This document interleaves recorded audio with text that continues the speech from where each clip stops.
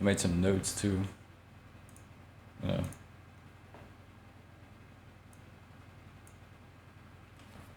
It's gonna be exciting. Notes. Live follow reaction? Literally. True. I mean, I probably wouldn't have, but there's a situation. Well, actually, there's a lot of situations in this that need to be, you know, examined.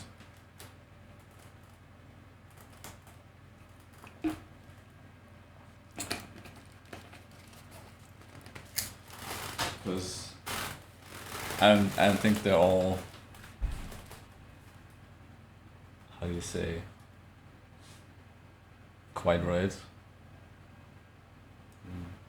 No, we can't. Wow. It's gonna stay like this.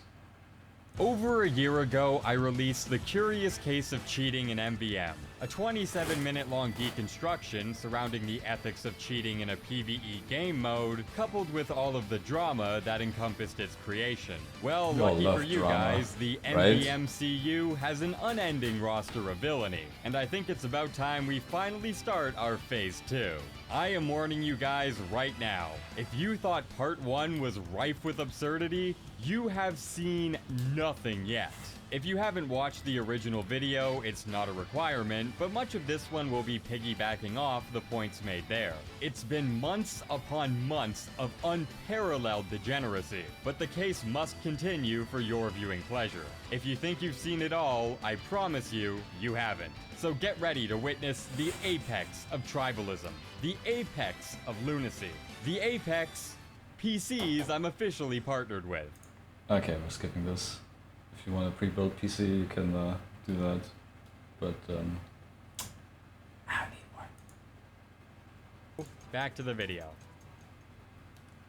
There were a couple of contentions people had regarding the stated conclusion that cheating in MvM is a ubiquitously negative thing for the game mode. So to solidify this video's foundation, I feel the need to go a bit more in depth. Arguably, the point met with the most amount of pushback was that the personal enjoyment experienced by the cheaters and the teammate beneficiaries should have no bearing on whether or not aimbotting is acceptable within the game. Now, I can completely understand where this disagreement comes from. Over a year ago, I released The Curious Case of Cheating in MvM, a 27-minute-long deconstruction surrounding the ethics of cheating in a PvE game. I accidentally hit my keyboard with my pen and restored the video somehow. In the sand. The attitudes held by different players may not be incorrect, but how the game designs around them absolutely can be. The issue here is that should fun factor be the metric to gauge whether or not aimbotting is left unchecked, that's a lot of cheaters getting a free pass. And so that begs the question, should those cheaters get a free pass? In my opinion, the answer always hinges on whether or not it produces negative outcomes for non-consenting parties. And in the case of man versus machine, it's hard to argue it doesn't. Cheating expedites the total amount of completed tours via external means inaccessible within the game itself. And, at least in Man Up, this means that an arbitrarily generated amount of loot is being dumped into the economy without any kind of coinciding demand increase to act as a counterbalance. Now, due to cheating being a rarity, we don't see this at scale, and as a result, it's hard to point to any kind of item devaluation and proclaim cheating as the causal effect. We can't gaze into an alternate universe where cheating is widespread, normalized, and encouraged by most of the player base to get a good case study. Oh wait, yes we can. For anyone not in the know, MvM was subjected to a 2-week-long exploit that allowed everyone to max out their upgrades right from the jump, letting average groups churn through missions at unholy paces. The player base en masse adopted a use it before you lose it mantra, and it became nearly impossible to find a single match where the glitch wasn't being abused. While not as scandalous as downloading external software to net an advantage, the infinite money glitch was the in-game manifestation of the win button analogy used in Part 1. A new path of least resistance was paved, and everyone flocked towards it, regardless of how unhealthy it was for the game. More than anything, though, it became an unintended experiment, one that would either prove or disprove the hypothesis surrounding loot devaluation and whether it was a factor worth considering. And looking at the prices today, the argument checks out. Pretty much every single Australium in the game has taken a 10 to 20% dip in price within the following months after the glitch was introduced. And that was for a cheat only in the game for a couple of weeks. Imagine. So yeah, the prices for this, if you want to look at it and make that argument, you can probably do that.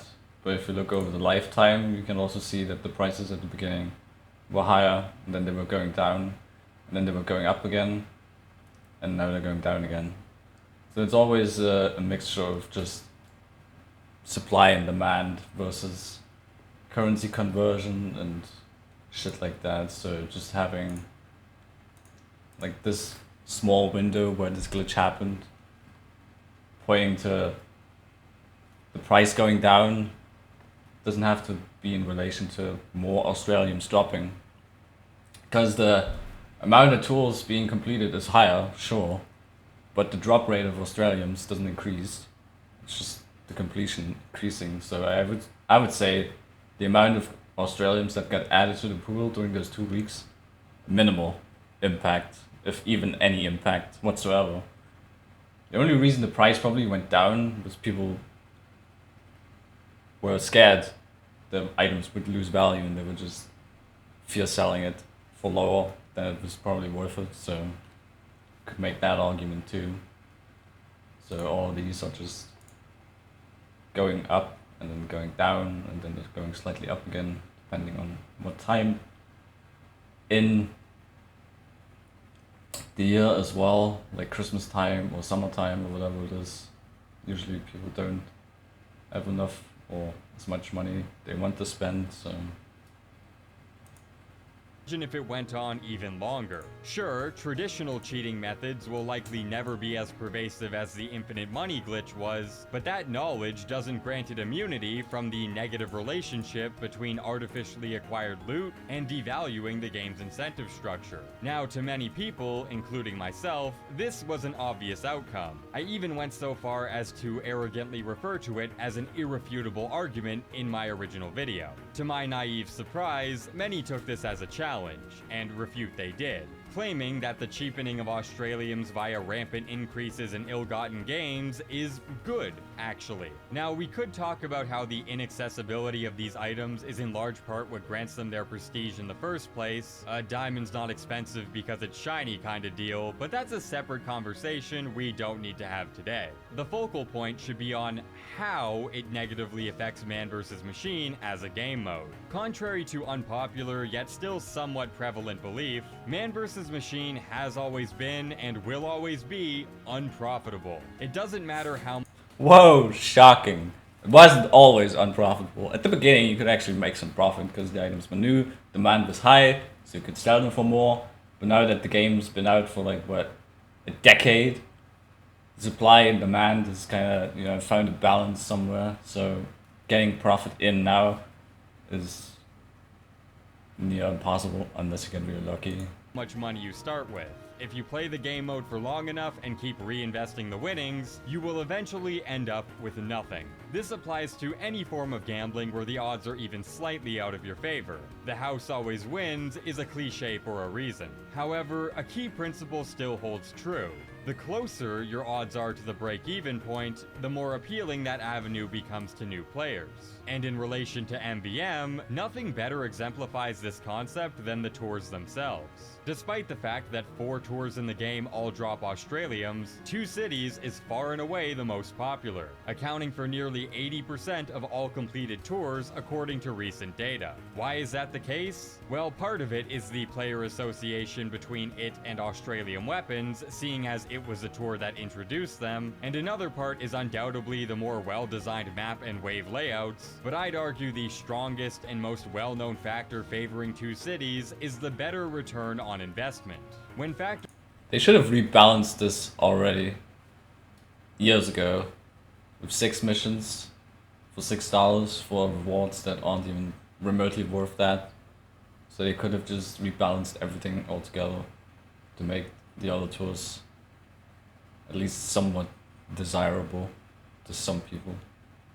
The bot killers were doing that to some extent if they really liked one bot killer, but the bot killers also went down in price, so you could just buy them for less than you would invest into a tool to get them. So that's the problem with item values, and bot killers weren't that particularly amazingly valuable. And now that there aren't as many people playing the like 6 mission tours anymore, the demand and supply for these bot killers is kind of shifted, so some of these bot killers got more expensive again. Factoring in estimated drop rates, including robot parts, fabricators, killstreak kits, potential Australiums, and the lottery ticket of winning the golden pan, you'll average around 84 cents back for every dollar spent. Still unprofitable, still in the red, but this is a figure that many find worthy enough to play ball with. On the contrary, if we look at Gear Grinder, Mecha Engine, and Steel Trap, their ROIs are significantly lower than that of Two Cities, and that's proportionally reflected in their completion rates. Why do I bring all of this up? To make the point that the further you deviate from the potential to break even, the more the player base starts to dwindle. And that is my greatest concern here. Increasing the supply of Australiums isn't inherently bad. Everyone has just as much a right to gamble for big ticket items as anyone else. But supply of Australiums is always going to increase no matter what happens. I doubt there are many people that delete them. There will always be more and more coming out. But the supply and demand kind of stays on the same level because there's people just leaving the game, forgetting about them in their inventories, just all that shit, getting them locked in some other inventory, getting them scammed. It disappears somewhere.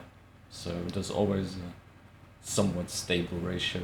what is bad is artificial inflation, using outside means inaccessible to legitimate players that allow for more spins of the wheel than would otherwise exist. If you want to normalize that, go ahead, but look at the price fluctuations. This is what 2 weeks of it got us. I can assure you, if you're looking at this as a positive, you're not seeing the big picture. Through increasing the supply in this manner, you, directly or indirectly, cheapen the value of these items. This devaluation widens the gap between the average return and the break-even point, which the impact of that is just minimal. If you compare that to how the unusual bug happened, where every crate you opened would drop an unusual, that ratio to unusuals being created would have actually destroyed the market, and that's why Valve also had to step in. Those 2 weeks proportionally makes man up less appealing necessary. to play, stifling both the game mode's new player growth and current player retention. And unless your MO is wanting man versus machine to die off, this is irrefutably a bad thing. To me, this is a perfectly reasonable conclusion to reach based on the facts presented. But unfortunately, or I guess fortunately in the name of content, a lot of dedicated MvM players aren't all that bright. You may remember how in part 1, I detailed the pre-release backlash from those who equated my temporary association with PizzaBot as a quasi-endorsement of them as an organization, and in their eyes, deservedly earned me the moniker of a cheater sympathizer. Even in context, this was an absolutely bullshit claim. There were literally no other methods to expeditiously collect relevant gameplay barring downloading the client myself, which I'm sure would have gone over just as well. This is something I also didn't understand. You didn't necessarily need to be friends with the cheaters and join in games with them. We're gonna come back to that point a bit later on. Of course, after the video was finalized and shown to promote an anti-cheating mindset alongside multiple statements of condemnation, it became apparent that this was a knee-jerk reaction and that this narrative would be corrected going forward. Not. To this very day, there still remains a subset of the MvM community who genuinely, unironically believe that my original video was a farce and that I'm secretly goating on cheaters from the peephole in my closet. From what I've gathered, this accusation has been mostly spread around by TacoBot members, current, adjacent, and senior, as well as a couple of regulars in Venusian Rapper's old Discord server. Clearly, we're dealing with the most upstanding of adversaries.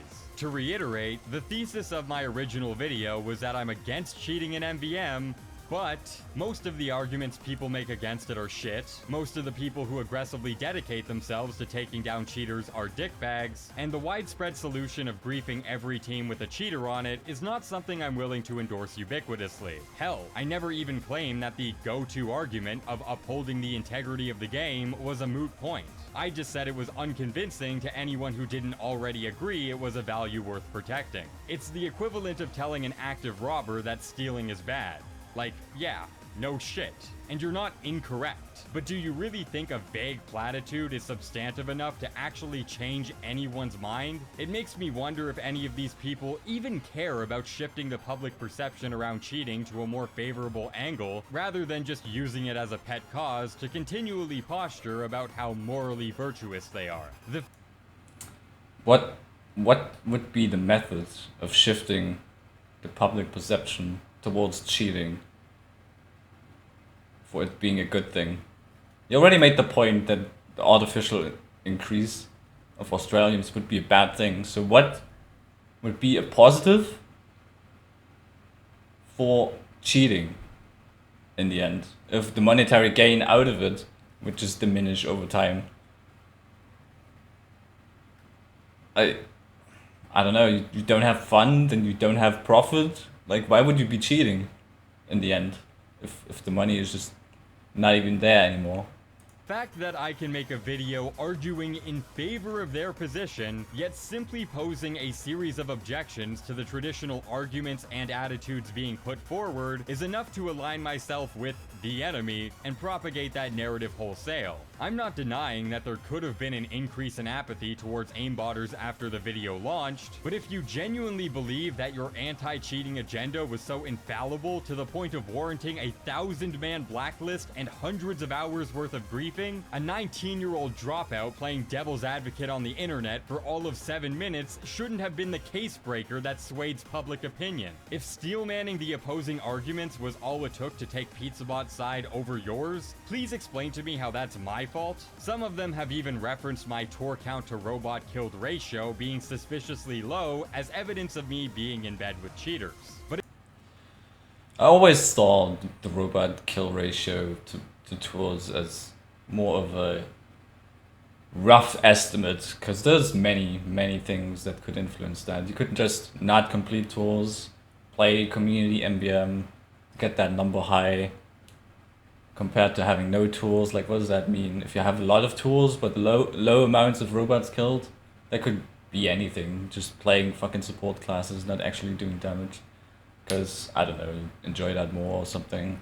And then you have like a bazillion robots killed but have not enough tools. Does that mean because I killed a lot of robots that I cheated somewhere and then I reset my badge or reset my achievements? Like, it's just a rough estimate in this case. It's just if you did nothing. even the most bare bones of research, you learn that resetting your character stats also applies to your achievement progress. A box I tick pretty regularly. Look, I'm not trying to get too off track here, but holy shit, I've seen multiple people lend this conspiracy theory a shocking amount of credibility when it deserves fucking none. I didn't turn people into cheater sympathizers. You did. And that's really the problem. Regardless of any behind-the-scenes squabbles or... You could probably make that argument that it's just a hate circle, right? You hate cheaters, cheaters hate you, then you ruin games for other players that are oblivious what's going on, so they start hating you for a reason they don't understand. So they support the cheaters willingly or unwillingly, it doesn't really matter at that point, and then you just hate the other people, so you just turn in circles constantly, hating them and them hating you. So how do you break out of it? Really? 200-page long manifestos, PizzaBot presents themselves as polite, as Yeah, Pizza Bot present themselves as polite. I had a really good laugh when I heard that the first time around. Yeah, they do. As long as you accept their cheating, they're really nice, you know. As anyone would probably be if you're, you know, supporting them and their endeavor. But as soon as you kind of dislike what they're doing, they're going off the fucking record, just a bit unhinged in the same direction as any other toxic person in this game, okay? They just do the exact same fucking thing. Polite, hardly. Cordial, as people whose actions may be disagreeable, but can ultimately leverage their more well-respected image against the vitriol of TacoBot and their associates, even if they might potentially have a point. I have no idea what's happening with PizzaBot nowadays. Their website's been completely wiped, and I haven't run into any of their members for a very long time. That's true. I don't know what's going on with PizzaBot. I think they died, or they shut it down for whatever reason. Maybe it was because people shone a flashlight under them, and then they got either backlash out of it or too much attention. I don't know. The website is fucking dead. Okay, it's dead. You can't reach it anymore. You just get a dead end. And yeah, that's it. I don't know. I haven't seen any of them. I haven't gotten any comments from them. No idea. Their reign as the de facto cheater group has seemingly come to an end, leaving room for another tribe to fill those shoes. And, well, one bunch in particular has jumped at the opportunity. This group has branded themselves as an MvM carrying service, and for that reason, I won't be mentioning them by name. But that is what I will never understand. He says the cheaters replaced previous cheaters, but he won't mention their names. I don't know why.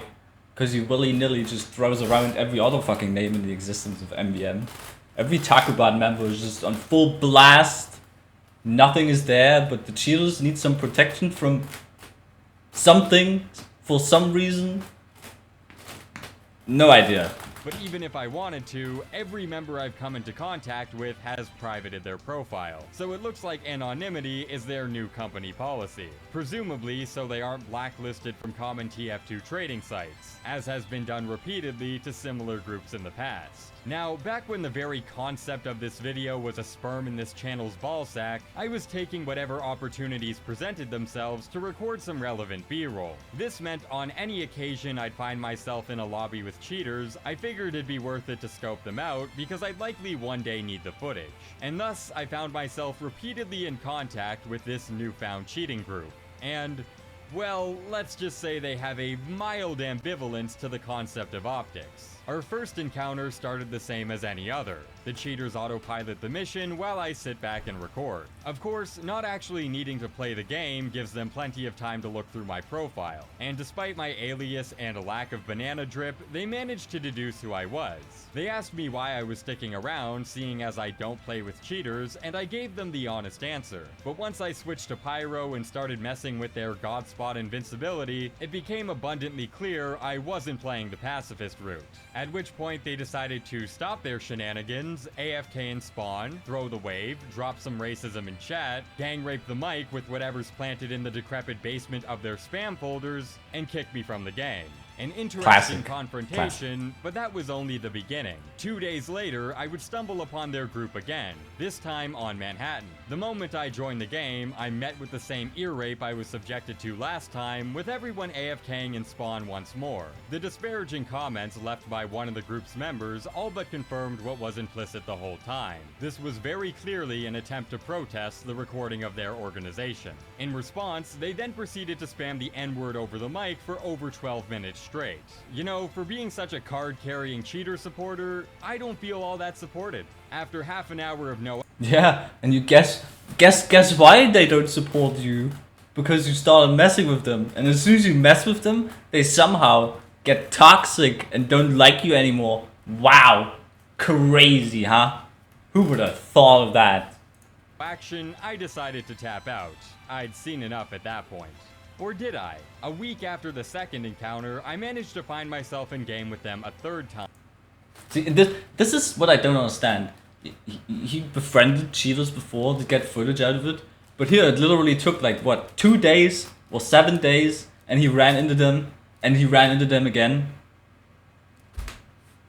Was it really that hard to get footage of cheaters in MvM? I have a bunch of footage I took over the years of cheaters. If you really wanted to make a cheating video, you just need to put in the time. You need to find them, you need to play a lot, record them, and that's it. There's no reason you have to join in with them other than cutting down on time, but the optics of it were obviously bad, and then the backlash was somehow surprising. I don't know.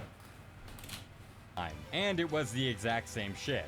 They stopped playing the game, AFK'd in spawn, spammed the ear-raping buyback sound effect before the infinite money glitch was discovered, by the way, flooded the chat with multiple rejoins, attempted a bit of griefing, and kicked me from the game yet again. And that was the last I ever saw of them. For about 3 weeks. If you thought that was enough time to let bygones be bygones, you haven't played MvM enough. Take a wild guess at what happened this time. I fucking hate rats. I want all them rats to hang themselves, fuck rats. And that was the actual final moment I had in game with them. For many on the fence about cheating in MvM, the tipping point as to which side you may come out in favor of can often land on the personalities of those involved. It's why so many people were Team PizzaBot the first time around. Because they were fighting an almost universally panned shit stain in our community, that fact alone was enough to dismiss the cheating aspect as a non-issue. But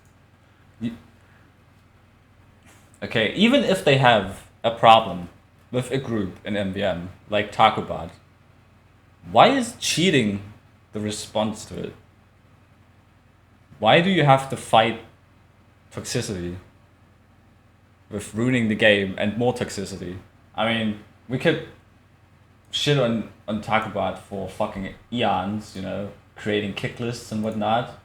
But then PizzaBot also just goes around creating kick lists, okay? Thank God Wayback Machine actually has some records of this. You know, you could just create a fucking kick list of everyone you don't like in game, and then you can just get a nice description of it in there, you know? Like TacoBot did. Wow.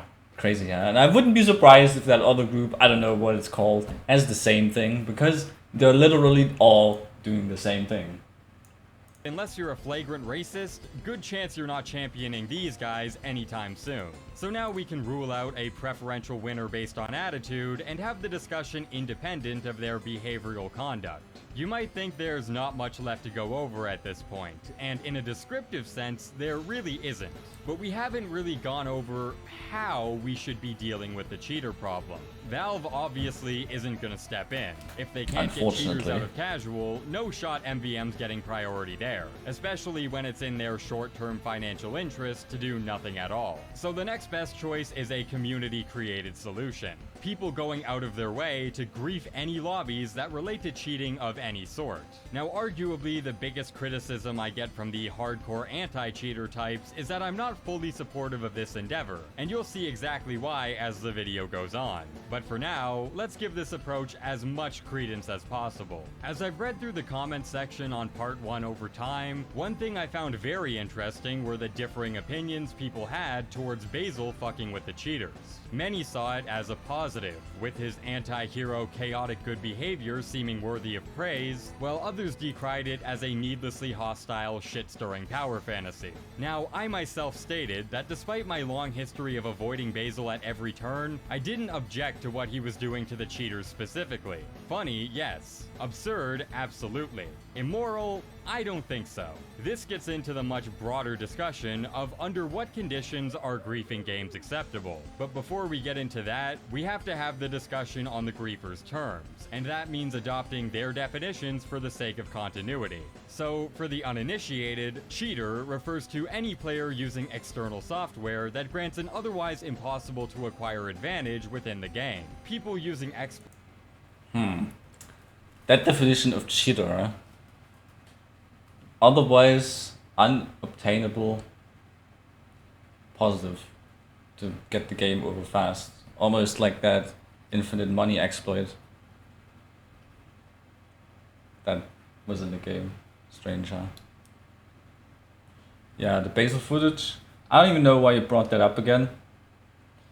Because it's just bringing it back to the surface.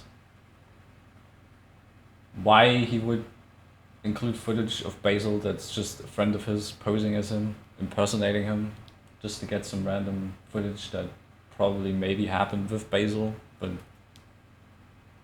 it's just beyond me, I don't know. So yeah, Basil himself made a Word document detailing everything that happened in his first video and where the real footage was and the fake footage is.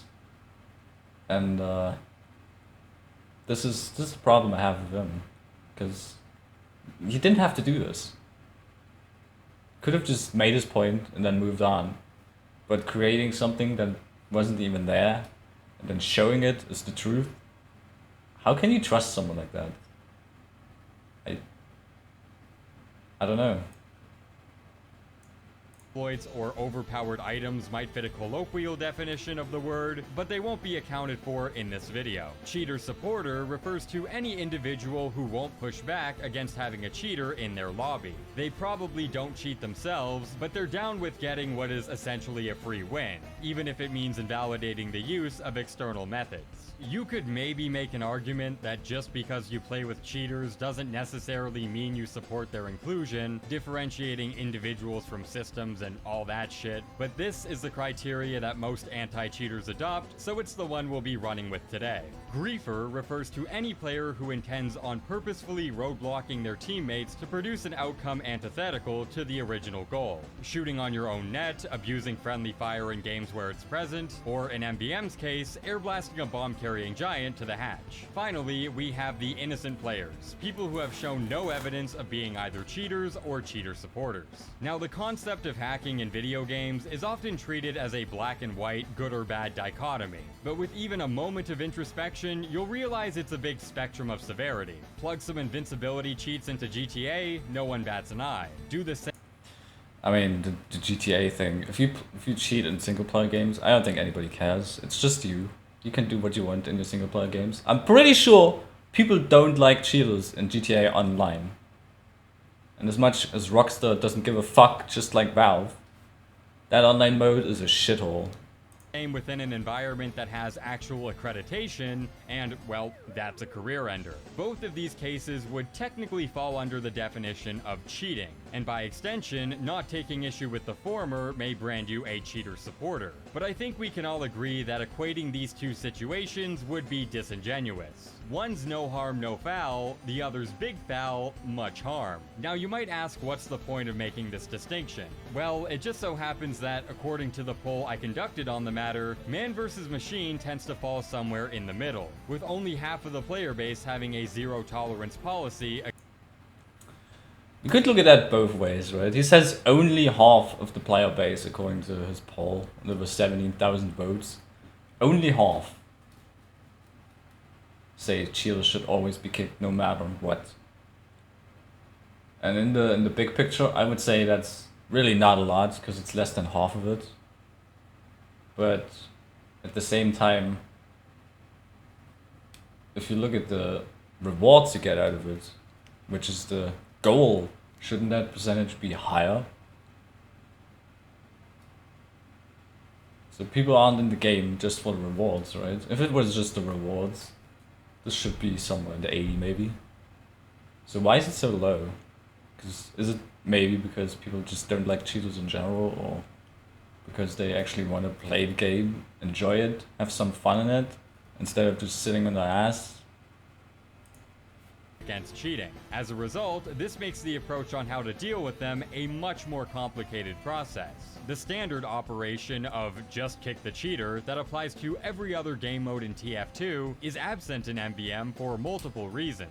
One, needing a majority rule on whether or not to kick the cheater in the first place is a dice roll rather than an assured guarantee. Two, cheaters often find themselves queuing in parties, so passing a vote kick is much stricter, if not impossible. And three, Valve still hasn't bothered to amend the fact that kicked players can repeatedly join back from any game they were tossed out of, nullifying that solution entirely. This has created an environment where many of the hardcore anti-cheaters were poised into a position of self-governance. And credit where credit is due, it is a creative solution. Oh, what's that? You don't like air blasting pyros? Yeah, sure you don't. A pyro... Context matters, right? Context. You can not like air blast and then still use it for your own game. Right? If you just have random pyros air blasting willy-nilly. Disrupting the game unknowingly. And then you have air blast being utilized in such a way to combat whatever you really want to combat. You can also abuse it, and we'll be seeing that shortly, but there's no one way or the other. Like, you either have it used for this, or you don't. You use it for good and bad, and if you remove it completely, you can't use it for either. Griefing with Air Blast effectively forces the game into an indefinite stun lock, a tactic powerful enough to single-handedly throw the state of the game into an unending limbo with nothing anyone can do to prevent it. Needless to say, if such an ability is to remain in the game, we need a rock-solid criteria to keep things under control. And unfortunately, the players spearheading the griefing of cheaters in particular are these guys. Yeah. Trusting talk... Again, giving a negative view on a group combating cheating doesn't mean that the intentions are entirely wrong. Or how would you explain this? Just because someone's bad doesn't prevent them from doing a good thing another time, right? Like, things can change, people can change, groups can change. We've seen that all throughout human history even. Robot to come up with an adequate criteria on when to enact their own vigilante justice is about as intelligent as trusting a fart. That taunt kill cracked me up too. After a night of McDonald's and whiskey. And that's a shame, because I don't think griefing is inherently a bad thing. It only becomes an issue when bad actors use it with nefarious intent. This actually happens quite a lot in the MvM community. TacoBot co-ops an argument, ingrains it into its brand, and because everyone has a visceral reaction to their members, the occasional grains of truth regarding the game's culture or mechanics become inseparable to them as an organization, warping the perception entirely. I ask that, regardless of what's shown in this video, you analyze these actions entirely on their own merits, and not whether or not it's remotely perpetuated by TacoBot. So that was a long preamble, but I think it's finally time we answer the question of under what conditions are griefing games justified. Let's start from the most egregious examples and work our way down. A full lobby's worth of cheaters? Grief away. This is a full group of people engaging in a harmful practice that will negatively affect the game long term. Granted, doing so will usually be short-lived as they have a clear majority for a vote kick, but this isn't something I'd hold against anybody. What about a lobby with one cheater but a bunch of supporters? People who may not cheat themselves, but have all recognized that there is indeed an aimbotter on their team, and have all agreed to let him stay to get things moving faster. In my opinion, griefing them is warranted too. In fact, all the first-person footage shown in this video was done almost entirely under these conditions, and I feel no shame about it. Funnily enough, in one instance, despite sticking around the entire time, the other members of the group actually condoned my actions, and when an attempt was made to vote kick me, they decided against it. Au contraire, they decided to kick the cheaters instead, wasting their time and stealing their loot.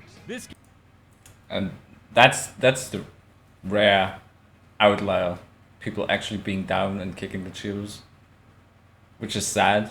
But if you would look at it in a smart way, you could just use the cheaters, get the last wave, if there's just one anyway, or two, and then get rid of them.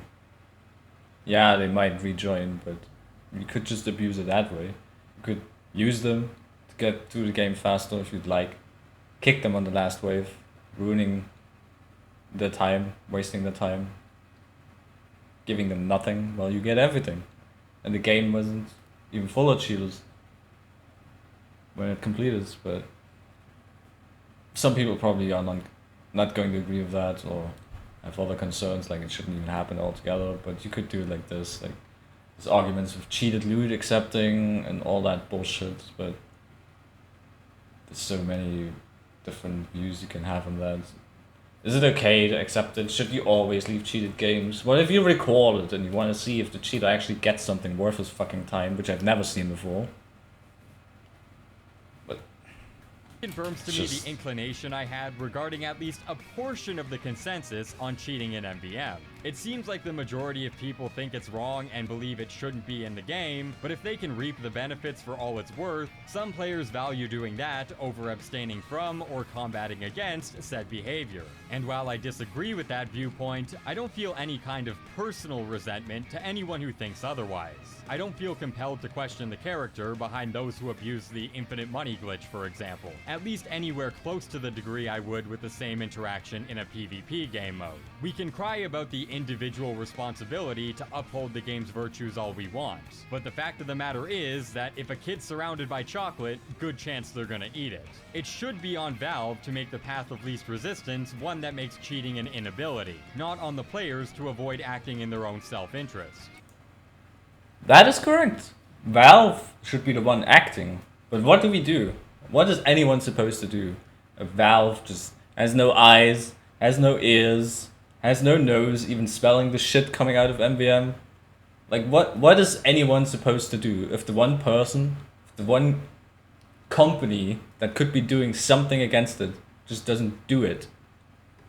Sure, there's the long-term negative effects this standard serves to create, but in the moment, from mission to mission, that's practically invisible. And when there's an external reward structure tied to a mission's completion, it's no surprise the pull towards anarchy is met with a bolstering effect. I completely agree the onus should be on the developer to put the proper boundaries in place, but that doesn't change our current situation. While I don't hold any ill will to people who desire impulsively pressing the free loot button, the fact of the matter is that cheating in MvM unequivocally hurts the game's longevity, period. And with no fix on the horizon, I see no issue with the community raising their flamethrowers and discouraging it as much as possible. In theory. See, if those were the only two scenarios where griefers thought their actions were warranted, I wouldn't be making this video, nor would I have portrayed Basil in such a negative light. As far as I'm concerned, this is a principled, virtuous use of the tool at hand that shouldn't be discouraged. But if Reddit has taught us anything, it's that 25-year-old neats and a shitload of incontestable authority don't really mesh well. I mentioned earlier how being against the laissez-faire temperament surrounding griefing missions got me into hot water behind the scenes. Well, get ready to keep rolling that boil. A few months back, I was queuing for some mecha engine when I eventually stumbled on a game in progress. Within the first 10 seconds, I was chastised for taking too long to connect. Oh, now you join! He took too long to connect, so he's getting kicked. Called a very naughty no-no word, and kicked from the game. A fascinating, yet unsurprising introduction given our beautiful ensemble of characters. The first of this tyrannical trio is Bill Gaither, a former Bot member who holds the title of the most amount of toxicity compilations on YouTube. And that's despite half of them getting wiped off the platform for hate speech. Through the grapevine, I've heard that Bill Gaither is one of the only people to have been ostracized from TacoBot for being too antagonistic. He was kicked out of the toxicity group for being too toxic. That's like There were always rules in place in TacoBot, from what I know. But I don't know what happened behind the scenes. There was obviously a shift somewhere, members leaving and whatnot. And that's pretty normal, right? People in a group can still disagree with each other about how to behave or do things, optics, whatever you want to call it. So them being former people of TacoBot doesn't necessarily mean that their actions still reflect to the group itself, but people have to make their own educated experiences on that, to be honest.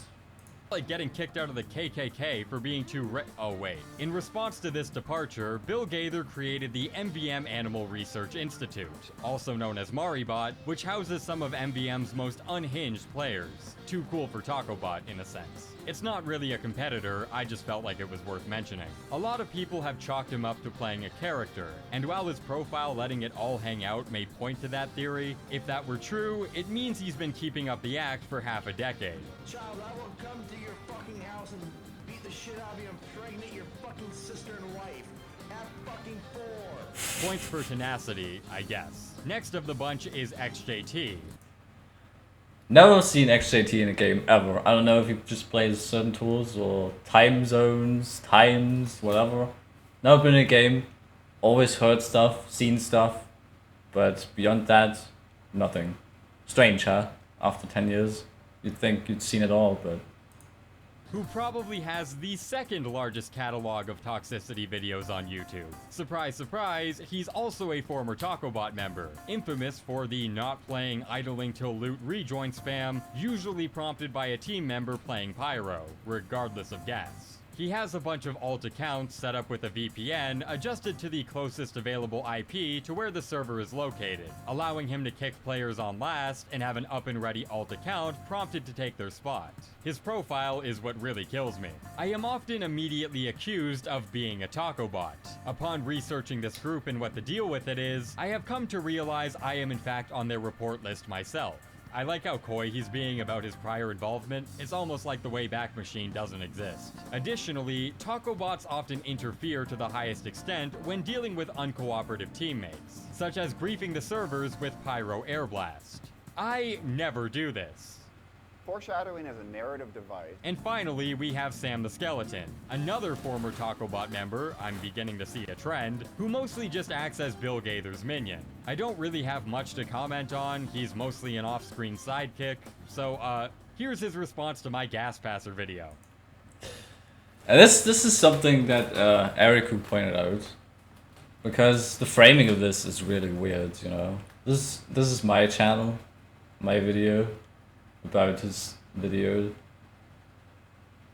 about gas, and Sam commented on it, but it's strange. Hey, man, good reaction of the shit video with ridiculous ending. You know why he made that vid? Because for juicy views. You can clearly see he got more views on that video than he is having with other vids in average. Bashing on TacoBot is still one of very few ways two typical TF tubers getting views. But they don't realize that after that, their relevance is dropping very fast. Oh, I don't think it is. You know... So yeah, I don't know why he showed my channel, and then his response almost like I said it on the like that name he showed, but who knows? Maybe it was just an oversight or whatever. You can just go here and look at the wonderful comments. You know, there's Sam's comment and my response, and there's some others that also made sense. I don't know how he found this. I guess he just randomly searched for himself and then found Sam's comment. But at the same time, there's plenty of videos where other people commented on. I'm sure he's in there too, so I don't know why he picked this one. But strange to me. Guys, it probably makes Sam really mad if you gave this video a like. And while you're down there, after being kicked by a group of these... I don't know if it actually would make him mad. I think he would have a laugh. I'm not sure. I don't know Sam too much. I've seen it in games solo before, but not that often. And I don't know much about him. I know he plays with Bill a lot. And I don't know if they're like long-time friends or something, or I don't know the history whatsoever. But it's not really wrong what he said, that he's standing in his shadow most of the time. I don't know if he's just there for the ride, for the laughs, you know, get a bit of a kick out of it. I don't know. I think he doesn't need to do this whatsoever. He could just be his own thing if he really wanted to do this, you know. But Yes. Guys, any rational person would avoid the re-queue button like the plague. I am not rational. They were well aware of who I was, with Sam even attempting to milk me for more information as to why I was sticking around. But after what happened with the cheaters, I decided to leave that one on red. It was clear they just wanted to three-man the mission with the infinite ammo Godspot sniper strat. These are the same people who bitch about the gas passer for being too overpowered by. That is a valid point, okay? You can hate the gas passer all you want, but if you just abuse like nav meshes and just be invincible on a fucking rock, shooting everything without having any fucking issues whatsoever, where's the difference? Where in God's name is the difference? You're sitting there, invincible, shooting shit. Way. We eventually completed the second wave and progressed on to the final boss, but unfortunately, I've been around enough taco bots to know that a last wave vote kick was in the cards for me, and seeing as they had the player majority, there was nothing I could do to prevent it. So I laid back and waited for the vote to be called, but it never came.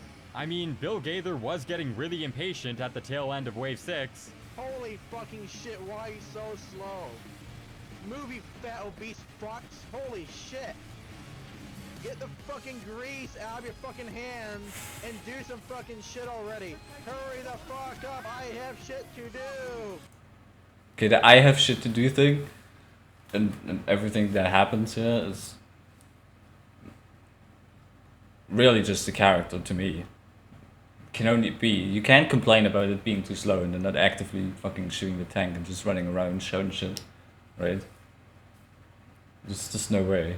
Just want either the attention, being offensive, or I don't know, kick out of it, a laugh, I don't know. It looks like I may have gotten a lucky break. I caught Bill at a time where he was much more focused on getting the mission over with rather than making life hell for everyone else. I had you going there, didn't I? Do you think any of you are allowed to complete? Fuck no. This game is now property of the Man Up Animal Research Institute. Every one of these stupid fucking is now kick listed. You are prohibited now from getting a single game of Man Up now. From this point fucking on, you will be kicked in every last fucking way by hyper gods such as myself. Unbeknownst to many of you, even the hardest bosses in the game are not immune to air blast. And by perpetually keeping them in spawn, there's no way to complete the mission. You might be wondering, how long did this go on for? 5 minutes? 10, maybe? Nope. 41. 41 goddamn minutes. This is another thing pointed. You can't complain about things being slow and then wasting your own time for 41 minutes or even more. Right? It just doesn't make sense. So you either do it just to be annoying, get a rise out of it. Whatever you say is whatever you want to say, but not the truth. You just want to do shit, you want to annoy people, you want to just be annoying. They knew who he was in that game, so naturally they would give him an extra show, right? Usually, griefers can't go this long. They're limited by ammo consumption, their own personal boredom, and the potential for a kick vote, ineffective as it may be. But a three-man goof troop fixes all of these issues. The doubled air blast radius makes it impossible for any robots to slip by, and the engineer's dispenser allows them to go as long as they want. You can literally type plus attack 2 in console and go to work, go to school, go to your divorce hearing, and the giant will not have moved an inch. There have been tales of those who have griefed for 8, 16, even 24 hours non-stop. Can confirm, griefing is a thing, was a thing for a long time. 16-hour game, been in it, idling, with a gentleman we'll be hearing about soon. Because spite is a powerful motivator. Your only options from here are to either leave the game, restart the entire mission, or find some way to talk them out of it. Not the most pleasant of multiple choice conundrums. In any case, they did eventually relent and started air blasting the boss to the hatch, intentionally losing us the game. They then proceeded to kick the 2 other innocent players on the team before giving me a grand exit. See, this is what I don't understand. If they were 3 people and they managed to kick the other 2 innocent players, that means that Weezy didn't vote F2 on them. And he just have them, he just let them get kicked, right? Do I see that right? Because it was 3 and 2 people got voted off, so 3, 2? What was his vote? Why wasn't it F2? Why didn't he block this? Don't understand. No. Shh, everyone. He's a YouTuber. We must treat him with respect. So, it's last wave. We've cleared out all the retards, so I think you know what time it is. Cue the music! Kick time! Want it! Kick time! Kick time! Bye-bye! It's only server. Come again. Thank you! And that was it. A full lobby destroyed with no way to fight back. I mean, if that doesn't convince anyone that he's just in character doing something, I don't know. Every comment he gets, or anyone gets, of people being salty, being mad, being upset, that's what they're looking for, in my opinion, anyway. So as long as you just don't give any reactions, leave the games, eventually you'll just have them sit there with themselves and they can't get a rise out of people. Like, what are they gonna do? But there's always gonna be people that don't know what's going on, what's going to happen, so that's not a possibility. Really shows just how badly air blast griefing can be abused if thrown into the wrong hands. But at the very least, we can take solace in the fact that this kind of permanent game locking is a rarity. It requires a squad of 3 people, all on the same wavelength of unmediated degeneracy. Sure, one air blasting pyro can put a dent in, but eventually that ammo pool will run dry, and with a pyro on your end to counteract any intentional bomb pushing, it's still possible to come out on top. Thankfully, there's no way for a single person to indefinitely prevent the game from finishing. If that were the case, we'd be in big trouble. Foreshadowing is a narrative device. If you're at all a fan of watching MvM rage content, there's a good chance you've been recommended this video. It's centered around a player by the name of Matthias, one of MvM's most prominent high tours. Notably, he ranks at number 13 in the world on Gear Grinder, MvM's second most popular tour. He's obviously been going at the game mode for a very long time, and like many high tour Harrys, Matthias is not a big fan of the gas passer. Now, that's not an uncommon opinion amongst veterans especially, and despite all the hyperbolic squawking you might see on YouTube, not everyone who dislikes the gas passer is a raving lunatic. Many understand that they're in the minority with that opinion, and rather than compel the 90% pro-gas player base to conform to their demands, they instead recognize that the responsibility is on them to find a group of like-minded players who all share that unpopular viewpoint. Clearly, that is the simplest, most diplomatic approach you could take. Not for Matthias.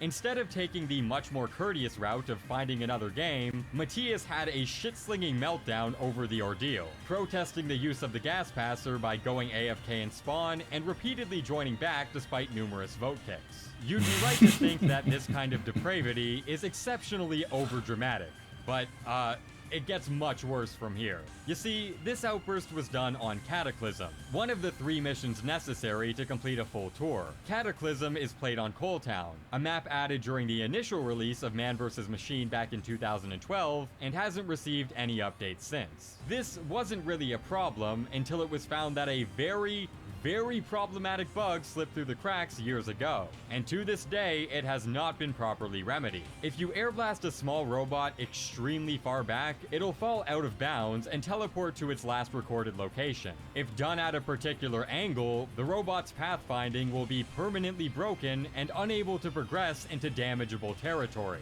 If that...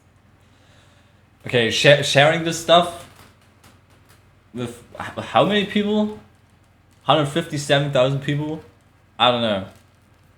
I don't think Valve's gonna fix this minor thing, you know, preventing people from playing.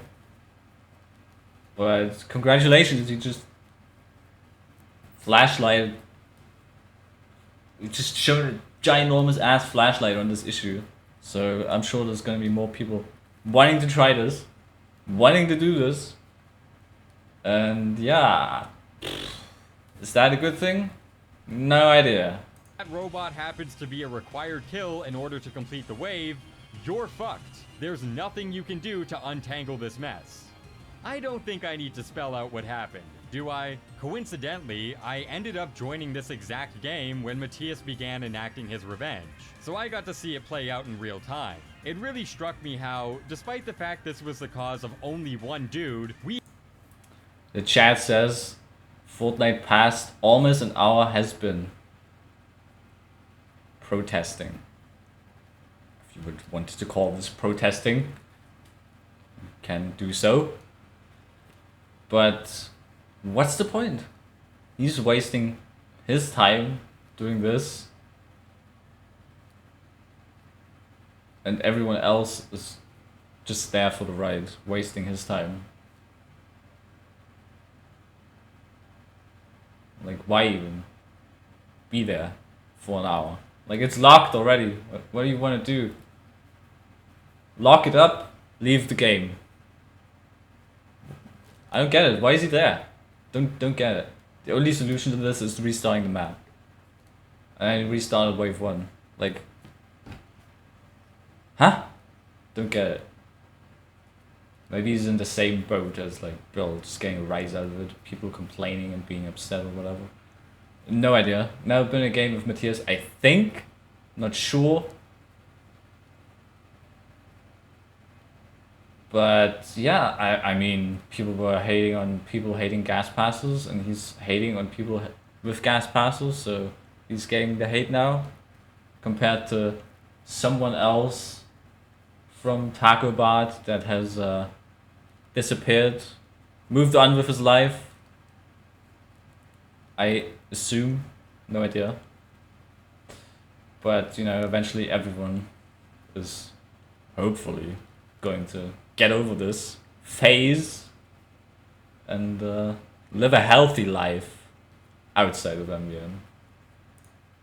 We had less options on how to move forward than we did with the trio earlier. At least on Big Rock, there was the possibility of being able to negotiate some kind of peace treaty as...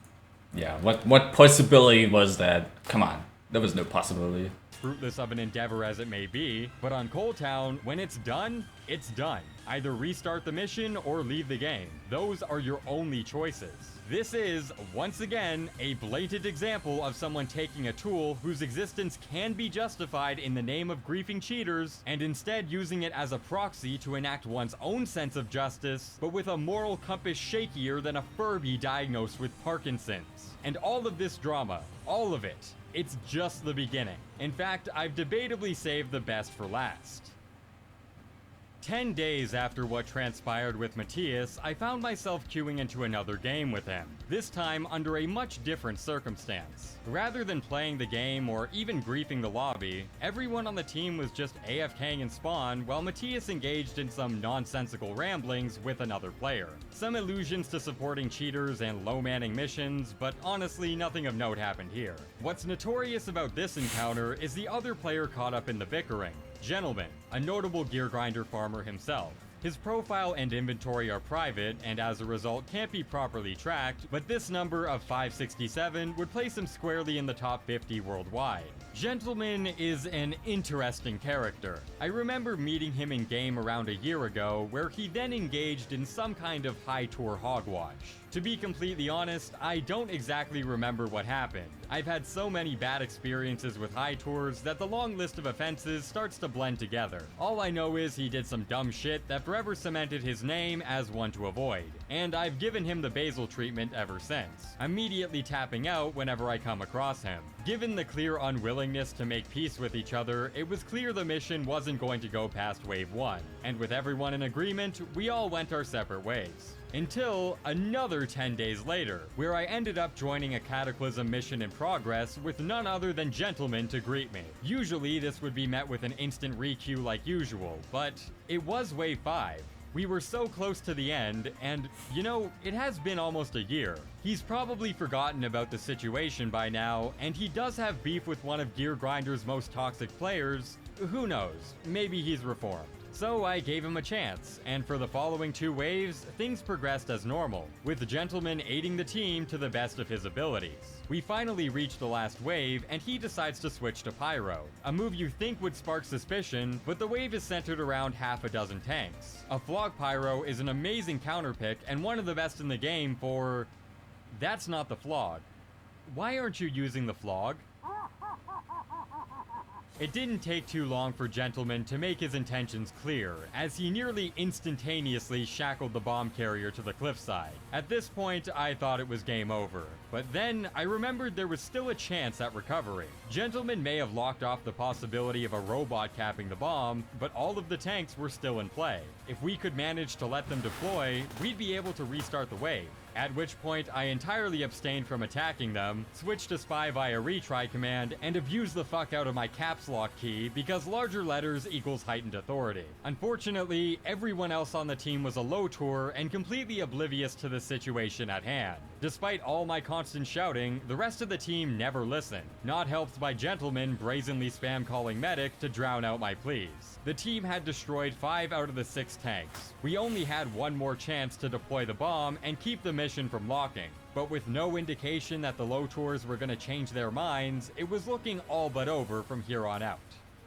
Thank God they're fucking terrible. With the gentleman tunnel visioning himself so heavily on the tank, the rest of the team were responsible for taking care of the 4 giant heavies and the support bots that dropped alongside them. Thankfully, even with maxed out upgrades, this was too much for the low tours to bear. The giants weren't dying fast enough, and no one was buying back. So Gentleman was left alone, doused in barbecue sauce, and thrown into the lion's den. Despite all of his crit canteen spam, he couldn't burn down the tank in time, and we were given one more chance to save the mission. To any knowledgeable group, this should have been the end for Gentleman, but unfortunately, the low tours were still completely oblivious as to what was going on. Seconds before the tank managed to cap, one of them remarked with annoyance at my unwillingness to play the game. Spy, sap, the heavies. It became That's a good one, right? Giant heavies. And then someone complaining, spy, sap, the heavies. Yeah, what that's gonna do, man? What is that gonna do? Jesus. Anyway, Gentleman, the person I ran into on my alt in that infamous 16-hour idle game, where he also brought the same bots we've seen before into that game, and basically prevented vote kicks from going through. Not like could vote kick from spectate at that point, but yeah, I don't know what's his agenda whatsoever. Maybe he knew Weezy doesn't like him. Maybe he was just there, you know, for shits and giggles doing this. Who knows? Who knows? I don't know. clear that the noob... I don't know that Gentleman was a former Cheeto supporter. Either, I have no idea. Maybe he just didn't know it. I mean, he said he ran into him, so he probably didn't know about him. A bipolar schizo. I mean, huh. MvM has a lot of those. I don't think we need more, but here we are, I guess. were ignorant enough to be manipulated. So manipulate he did. Gentleman immediately cranked up the gaslighting to 11, feigning his engagement in any kind of foul play. He disoriented the low tours enough to where they refused to kick him, giving him even more opportunity to lock the game. Maybe the best move would be to cut my losses and find a new team, but I wasn't going down without a fight. He had a group with Stikazi Bard alongside Knight. Yeah, Knight was in that game too, and then he tapped out and the idle bards came in. Yeah, I don't know, this is just being like an asshole. And he's playing on the lack of knowledge of those other guys, you know, getting the blame to someone for doing nothing. But I don't know. I think his approach to this was wrong. Weezy's approach. He should have just let it deadlock. There's no way around it. Deadlock it, and then the only solution to that would be either failing the wave or calling a restart, so. And they would have learned from that experience. But now he's getting blamed for something that only he understands. The objective, well, I think you know at this point. Yeah, you could make a game mode out of this too, you know. It's fun and on its By own, playing just goalie, messing I was around like this successfully with able to another defend the pyro. cliff from Gentleman's antics, with him being unable to replicate his griefing. But now we run into the problem of actually finishing the game. With Gentleman engaging in active sabotage and me needing to keep tabs on his every last move, the onus was on the rest of the team to complete the wave short-handed. And considering 4 giant heavies alongside a tank were enough to do them in last round, the final result wasn't exactly unpredictable, and thus began yet another round of psychological warfare. So between Gentleman, the pyro actively trying to fuck over the game, and me, the pyro actively trying to protect the game, which one did the team decide to kick? That's right, the medic. Now that's funny. Yeah, because he was the real problem. This vote kick then prompted 2 of the other low tours to leave the game, leaving 3 player-sized holes ready to be filled.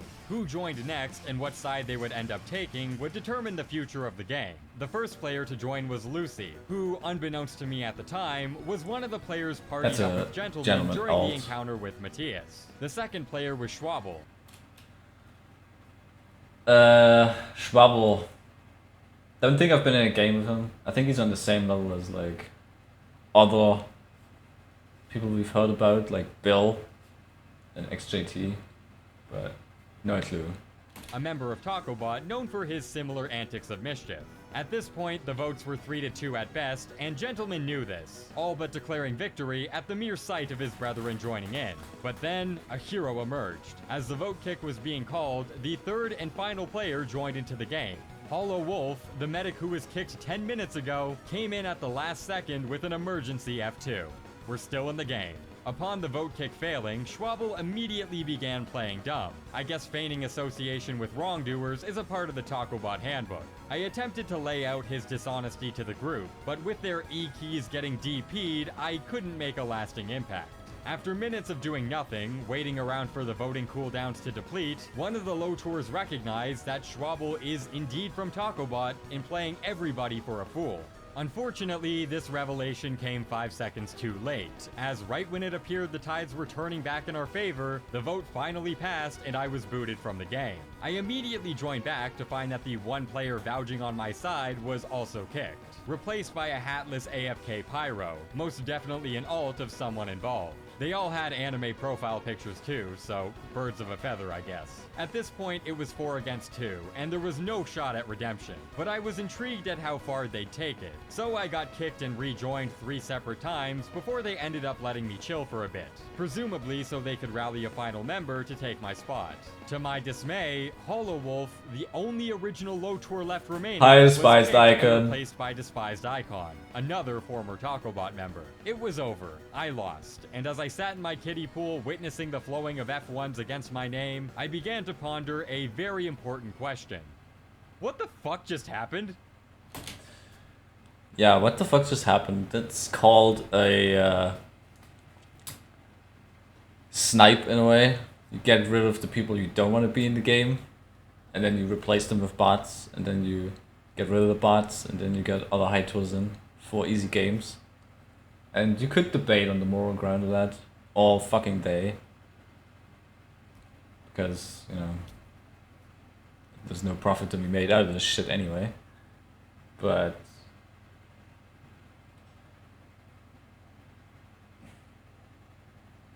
let's just say it's kind of ass, but Seriously, how did MvM get to the point where this was a foreseeable outcome? Well, you might be shocked to learn that Gentleman might not actually believe he's in the wrong. We can't know for sure, as any attempt to get an explanation out of him fell on deaf ears, but ever since part 1 where it was confirmed I was temporarily acquiescent with PizzaBot, I've been in countless situations where these kinds of people actually defend their actions. It's not always a case of someone knowingly playing the villain. Many of them genuinely think enacting their own brand of vigilante justice is an overall benefit for the game mode.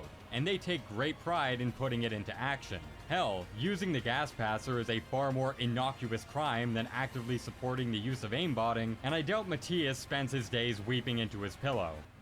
Nah, he's probably not weeping into his pillow, but screeching, most likely. This is where we finally wrap the discussion back to the relationship between cheating and griefing. More specifically, the warped ways much of the anti-cheating crowd defends their own self-righteous indignation. As outlined earlier, I believe limiting the griefing to cheaters, their supporters, and not one person more is a justifiable use of the mechanic. Conversely, griefing games where all players have shown zero evidence pertaining to either of these categories is an unjustifiable use of the mechanic. In any case, there are two other scenarios often acted upon by griefers that I'd like to call out for what they are. Bullshit copes masquerading as moral virtue. The first of which being the absurd leaps in logic griefers will use to justify their antagonism via guilt by association. Let me give you an example. A griefer solo queues into a random lobby with 5 innocuous players, and somehow the topic of cheating in MvM rears its head. One of the players mentions how he doesn't mind if people cheat in MvM, and the griefer, fuming at this newfound revelation, decides to call a vote kick. The 4 other players on the team reject the vote, as kicking someone for non-universally agreed upon thought crimes unable to manifest within that specific lobby isn't a hook most people will bite. In my opinion, rightfully so. But to some griefers, you're no longer a group of innocent bystanders. By letting those who have a different view on cheating remain in the game, you're tacitly supporting their viewpoint and deserve to get griefed as well. You become the cheater supporters. And I guess by me outwardly claiming that's bullshit, I'm a cheater supporter? And if you're nodding in agreement at how this is all really dumb, well, I guess you're a cheater supporter. Do you see how this makes no fucking sense whatsoever? Well, Yeah, okay, because you muddied the water so much that nobody can even follow you. If you know someone is cheating and you support them, you're a cheater supporter. But if you don't know what's going on whatsoever, you can't really call them a cheater supporter. They just have no clue what's happening. It's unfortunate that it is that way, but if you have a cheater in the game when some people just don't have an idea of what's going on, that's just unfortunate. If you know he's cheating, that's just my opinion, I would grief that game, even if there's people in there that just don't know what's happening at all. If they would hate me over that, that's just the consequence I have to live with, I guess. But maybe they'll see or realize at some point, and that's all there is. to be honest, I actually think most griefers are on the same page. If this were a widespread belief, there'd be far more than 1,300 listings on the TacoBot website.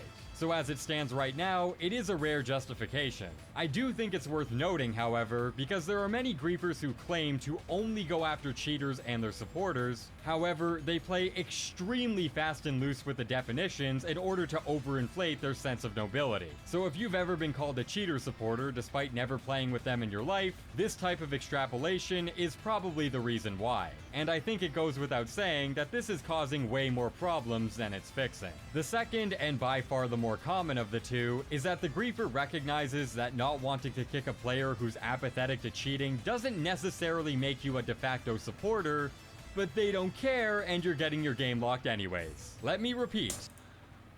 That pyro on that team, Supporter, but they don't care and when he's looking at him, and you see the profile picture right next to his name, that means he is friends with that pyro.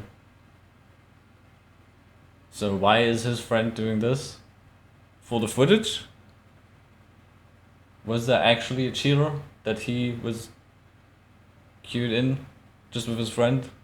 Or something like that? I don't know. Could probably clarify some of this. and you're getting your game locked anyways. Let me repeat, if one person in an entirely random lobby holds the belief that playing with aimbotters in MvM isn't the cardinal sin that some people make it out to be, everyone, even if you're anti-cheating, is not finishing the mission. They will hold the game up for ransom and fuck over all parties involved, even if the vast majority did nothing wrong, all in the name of making one guy unable to complete their tour. You don't need to pass the bar to understand that any system advocating a 4-to-1 civilian casualty ratio is a fucking indefensible position, but it's one that griefers will indulge in, repeatedly. Let's go back to that poll I conducted a year ago, which, to my knowledge, still remains the largest sample size relating to the topic. If claiming you're down to play with cheaters under some circumstances is enough to brand you a cheater supporter, a view that most griefers do concur with, then every random player you encounter while solo queuing has a coin flip's chance of being a worthwhile griefing target. Yeah, that's true. But the question is, do they support it? Knowingly? Or do they have just no clue what's going on? And by extension, finding a random lobby where everyone agrees with the same hardline anti-cheating stance as the griefer does is pretty much the equivalent odds of landing 5 heads in a row, or in more simpler terms, about 3%. So hypothetically, if we lived in a world where everyone's own personal stances on cheating were stuck to their foreheads like that one episode of The Office, they'd find it necessary to grief 97% of lobbies because support for cheaters must be quashed. Fuck the bystanders.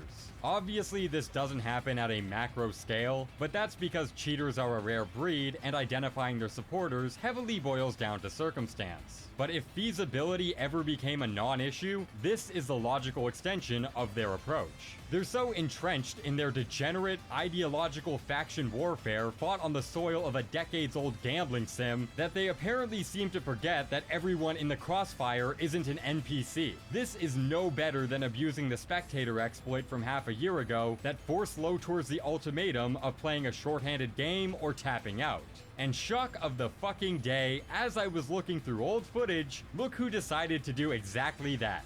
So, to summarize, my stance on griefing cheaters is so long as innocent, non-offending parties aren't thrown into the crossfire, I'll leave you to it. But the moment that line is crossed, both your intentions and actions cease all nobility. And just for full accountability, I've encouraged this before.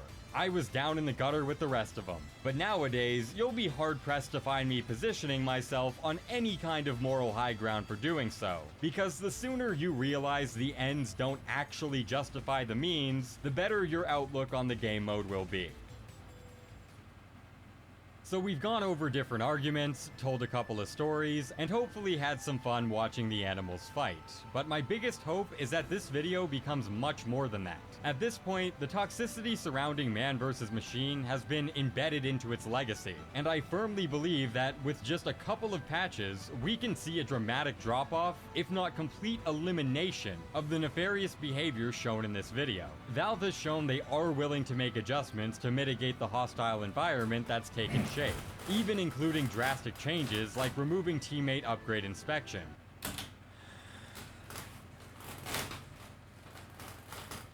Can't get behind this whatsoever. Valve is taking action. Like, what action have they taken? They didn't do shit, dude. They didn't do fucking shit. They removed inspect? Yeah, how did that help? I can still view fucking upgrades of players if I want to. I can still discern if someone has crit resistance or not. If they just explode by the single fucking projectile hitting their face. Like, this doesn't do anything. If anything, it just prevents newer players checking out more experienced players' upgrades, getting an idea of what to do. It's just nonsense. If they really wanted to do something about changing the toxicity in the game, they'd be fucking taking a harder stance on offending parties, you know. People have been getting community bans for like a month for these actions. A month, and that's it. And then they sit out that month and they just go right back to the shit anyway. Like, hello? Like sitting them in a corner and telling them they were bad. Wow, and it's really gonna change their opinion on this shit. Like, dude. Which was added as recently as 2021. So I'm gonna cross my fingers for the summer update and propose what I believe to be well-warranted implementations. 1. Fix the kick vote system. This has arguably been the biggest factor as to why so many games end up being ruined. The kick vote system barely functions at all. Currently, there exists no blocking mechanism in place that prevents booted players from just instantly joining back, rendering the one antidote designed to expel toxicity completely ineffective. Correct. The kick vote system is fucked. It doesn't work. Okay, you can get kicked and you can rejoin games 3 times, 4 times, 5 times in a row. And as long as you roll the dice and you get lucky, you get back into that game. But at the same time, you can use that system, as broken as it is, to get into games where you got kicked out of unjustly as well. Like cheaters kicking you out, you can get back into that game. Some toxic people kicking you out of game, you can get back into that game. You can grieve their game if you'd like to do that afterwards. You know, it works both ways. It's detrimental but also beneficial at the moment. If you remove it completely and you fix this, the bad parties, like the 3 stacks, 4 stacks, when they get a chance, you know, they're the only people that are gonna win.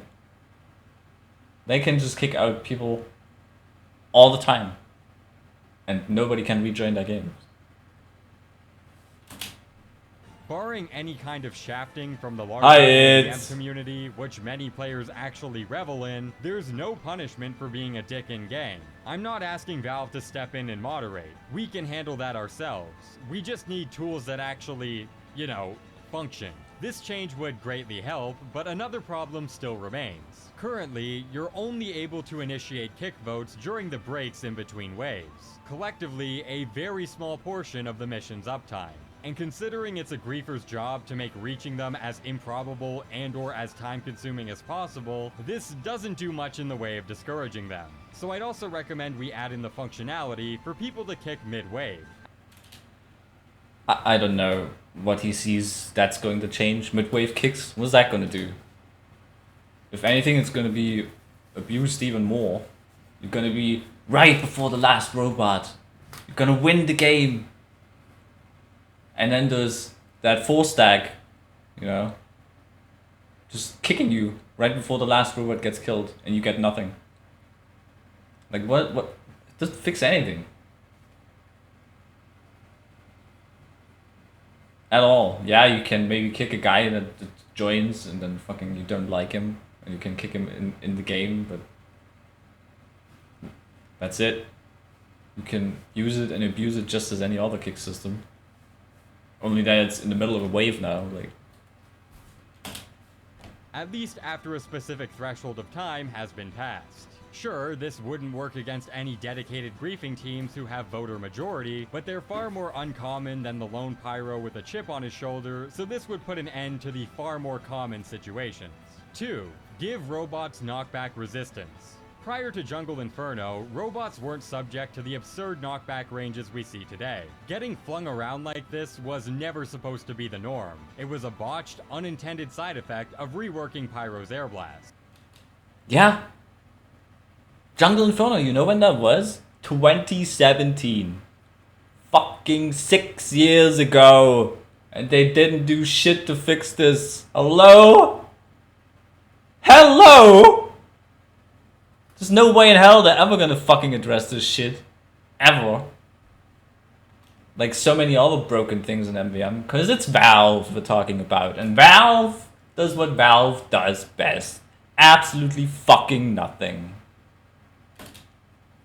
A GitHub post made by a guy named Dr. Cactus goes a bit more in depth, as well as providing video evidence showcasing the discrepancy. I would support this change, but I'm not convinced it would be the panacea that many claim it would be. Keeping giant robots stationarily unkillable would still be possible, albeit a bit more difficult, and small robots carrying the bomb would still continually get pushed back either way, so it doesn't help much there either. That said, this change in tandem with the vote kick reform will both minimize the effects of griefing and make sure these kinds of players are permanently exiled. 3. Prevent robots from getting stuck. As I briefly alluded to earlier, the Coal Town mission lock is caused by air blasting a robot really far to where it teleports back to its last recorded area. Yeah, you know why you can do that? Because air blast is fucking busted as hell. That's why this even came to light, why people found out about it. Because Air Blast is busted. And now this thing that's busted found something else that's busted. So you have something busted abusing something else that's busted. Sounds like a lot of things that need fixing. Maybe we should get on that. After 6 years. This one might actually just be straight up fixed if the Air Blast nerf is implemented, but I want to cover all of our bases so we can rule it out entirely. According to Death Rowboat, who's a premier expert in MvM chicanery, there is actually a failsafe that checks whether or not a robot is stuck on map geometry. If they remain that way for 10 seconds, they're supposed to die. The issue is that they're programmed to do so via taking a shitload of damage rather than self-destruction. And because the robots are invincible when guarded by spawn protection, the failsafe doesn't work. Which is stupid, to be honest. Why doesn't it work? Don't get it. If you get stuck in a robot, like a giant boss, and you and he can't move, he's just suiciding and he dies. Why? Dude, this is just some Valve shit right here. Death Rowboat states that this shouldn't be too hard to remedy, so I figured we chuck this in as well. And finally, 4. Yeah, none of this shit is hard to remedy. All of this is easy. The fucking community provides these fixes.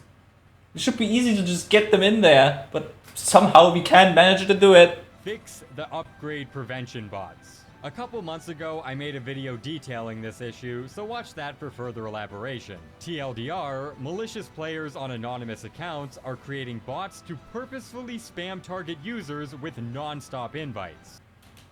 This thing, it's been around for quite a long time too. It happened to the TF2 developers on one of the charity streams, and they didn't do shit. Okay? It's been around forever. I've been targeted, and I've just embraced it as another type of game mode to play within the game. You know, it happened just yesterday when I was playing the new Pineapple campaign, you know, and some peasant or whatever decided to do this in the most amateur way possible, you know. Yeah, oh my god, the upgrade menu cancelled out, wow. So I just walked back in, and then randomly I had like 1 and 2 seconds to just upgrade something, and I upgraded something. Like, crazy shit. The more you complain about this crap, the more you get upset about this crap, the more people are gonna do it. Embrace it. Play without upgrades. It's not hard. Just try it. There's plenty of classes that don't need to do shit all. Scout, easiest shit to do. Okay? But yeah, it should be fixed. It should be fixed, but chances of that happening with Valve, I think I've already mentioned that. This causes you to get repeatedly kicked out of the upgrade station, preventing you from ever buying any upgrades in Man vs. Machine. No amount of account blocking or private information will save you. If you are in their crosshairs, it's game over. Exactly. And that's why you need to embrace it. You need to enjoy it. You need to see the peasant coming to you, wanting to mess you up. You are the important person they want to annoy. In the same patch that buried the infinite money glitch, it was insinuated that this got fixed as well, but nope. Apparently it's still here. At the moment, this is by far the most debilitating bug in all of MvM. But thankfully, as it stands right now, it's relatively rare. However, what do you think would happen if griefers lose the ability to lock games? They'll be forced to turn towards other methods, and I have no doubt this will be the main one they utilize. If this one doesn't get removed for real this time, I foresee this one becoming the next stepping stone. It's better for everyone if we chuck it in the river. Now, we have to be transparent. Will these changes destroy all available avenues for people to indefinitely fuck over cheaters? Yes, but in my opinion, that's a privilege we can't bear to keep. The community has proven to have a scale of bad actors far surpassing the good. So yes, I do. I don't know why he pulled that out of his ass, but the community has more bad actors than good actors? You serious? I'm pretty sure there's like, what, maybe 2 handsful of bad actors in this game that you'll probably never run into at all. But okay. I mean, we got the cheaters, and then we got the toxic griefers, and maybe some other random fucking weirdos, who knows? But those are like a minority of the MvM player base. Want to throw the baby out with the bathwater because it's not a baby, it's a 30-something-year-old man-child, and he just shit in the tub. As far as I'm concerned, you made your cheater-infested bed. Now lie in it. I'd much rather live in a world where aimbotters get the occasional free pass than allow these kinds of people to freely roam around unchecked. Real talk, I never expected a shitstorm like this to go as strong as it did, nor am I in any way convinced that it's ever going to end. The original video was supposed to be like a 10-minute analysis on how quickly cheated missions were completed, with maybe a couple of minutes of ethics discussion thrown in for good measure. And this video right here was originally like 8 minutes before everyone decided to be a fuckwit and chuck more sewage onto my porch. I was always waiting for someone, anyone, who would go into the trenches and entertain both sides of the argument. Someone willing to not immediately paint either side with the widest brush imaginable to avoid needing to use their brain. Someone who'd urge all of you to wash your foreskin and buy a pre-built. But most importantly, someone who's hopefully been able to spread a well-intentioned message that the community can rally around and collectively guide this game mode towards a much brighter future. Imagine if someone did that. Yeah, the bright future for MvM community already exists. It's called Potato, it's called Pineapple, and they have nothing to do with Valve, which is a good thing so far. I don't know. This is just... I don't know what he expects Valve to like fix these things because he complains about them. Like, as long as nothing egregious, like absolutely fucking broken shit happens, they're not gonna do shit. It took them 2 weeks to fix the money exploit.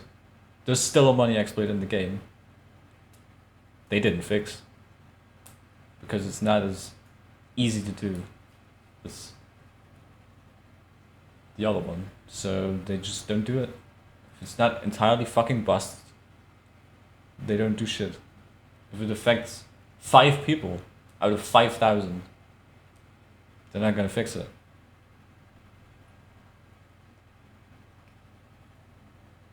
So yeah, I don't know. Valve would need to be the party to fix all these problems, and the community came up with some solutions to some of these problems on their own. Whether they're good solutions or not, morals on moral ground, or any other objectionable things, Valve would need to step in and fix them. It's just as simple as that, but Valve won't do shit, so that's how it is, and that's how the fire will always keep burning. Always keep burning. Keep chucking those logs onto the fire, guys. Come on. I'm doing it too. We need a great, grand, blazing hellfire, you know. We need to burn this place to the ground. And then we're gonna sit in the ash. So that's you can talk about it all you want, but as long as Valve doesn't do shit,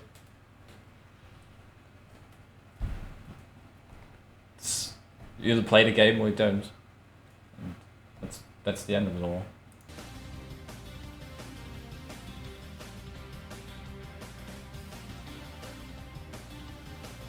So yeah, this is it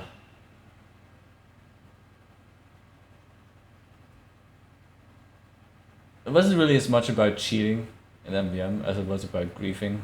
Like half of it was more than half of it was about griefing, which is okay. You can shine a light on that as well, but ultimately it's